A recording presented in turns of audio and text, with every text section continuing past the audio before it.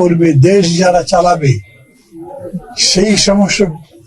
সেই সমস্ত ব্যক্তিদের মন মানসিকতার পরিবর্তন হওয়া দরকার ছিল।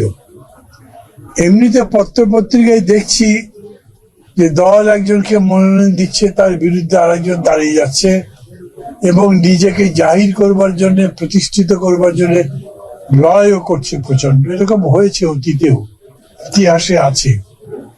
কিন্তু রক্ত দিয়ে, জীবন দিয়ে, বছরের পর বছর ধরে সংগ্রাম করে আমরা যে অধিকারের জন্য বললাম, যা প্রতিষ্ঠার জন্য এত বড় ত্যাগ স্বীকার করলাম, তার উপর দাঁড়িয়ে আবার তাকেই ব্যঙ্গ করছি, এই ধরনের ঘটনায় দুঃখ প্রকাশ করার বিকল্প কিছু নেই।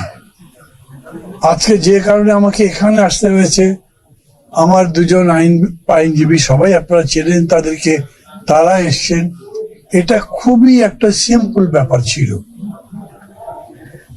বা যাচাই বাছাই করা হয় প্রার্থীদের বাদ দেবার জন্য নয়, বরঞ্চ তাদের কোনো ভুল ত্রুটি হলে সেটা সংশোধন করে যাতে তাদেরকে নির্বাচনী প্রক্রিয়ার মধ্যে রাখা যায়, এই জন্যে সংশোধন করবার সুযোগ অন দ্য স্পট আছে।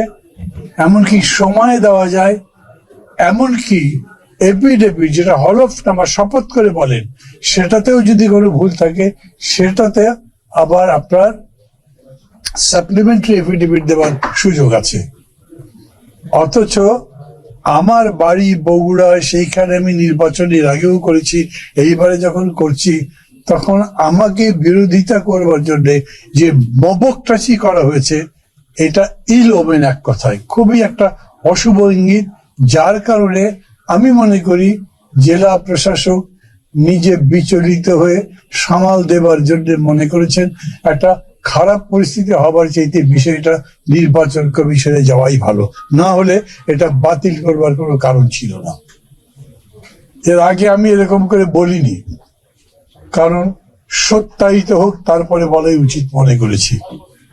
আমি চাইব আপনাদের মাধ্যমে দেশবাসী এটা জানুক যে ক্ষমতার জন্য এই ধরনের উদগ্র কামড়াকামড়ি গণতন্ত্রের পথ নয়। দল আপনি অনেক বড় হতে পারেন, নেতা অনেক বড় হতে পারেন, ব্যক্তি অনেক বড় হতে পারেন, কিন্তু সমগ্রের কাছে ছোট। সেই মানসিকতা না থাকলে গণতন্ত্র হবে না। আজকের দিনে আমি আমার দুই আইনজীবীকে যেরকম আমার কৃতজ্ঞতা জানাচ্ছি, সাথে সাথে আমার সংগঠনের নেতাকর্মী যারা আছেন তাদেরকে কৃতজ্ঞতা জানাচ্ছি, আর কৃতজ্ঞতা জানাচ্ছি আপনাদেরকে।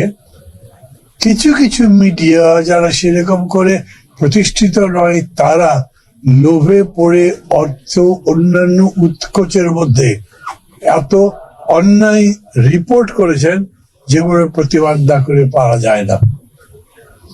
আমি ব্যাংকের কাছে ঋণী ছিলাম, আমি ব্যবসা করছি, থাকতেই পারি।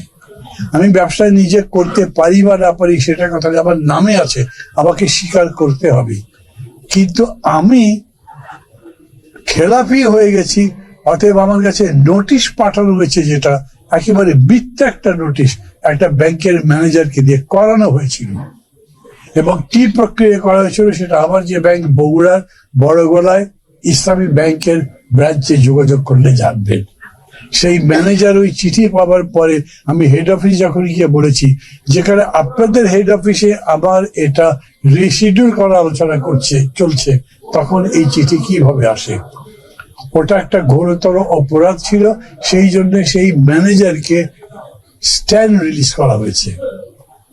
কিছু মনে করবেন না, এই খবর মিডিয়াতে যায়নি, তাকে শাস্তিমূলক ট্রান্সফার করে স্ট্যান্ড রিলিজ করা হয়েছে। এমন নিচে নেমেছেন আমার বিকল্প প্রার্থী, নাম বলবো না, কারো বিরুদ্ধে বলবার জন্য নয়, পদ্ধতিরা বোঝার জন্য বলি। রাজনীতি প্রতিযোগিতা আছে, ভোট যখন প্রতিযোগিতা তো বটেই, কে হারবে কে জিতবে, হারাজদারই তো লড়াই। কিন্তু সেই হারা মানে এ নয় যে আপনি কোমরের নিচে বাড়ি দিয়ে তাকে ফেলে দেবেন। এটার নাম গণতন্ত্র নয়, অন্য কিছু নয়। আজকে এই সময় কথাগুলো এই জন্যই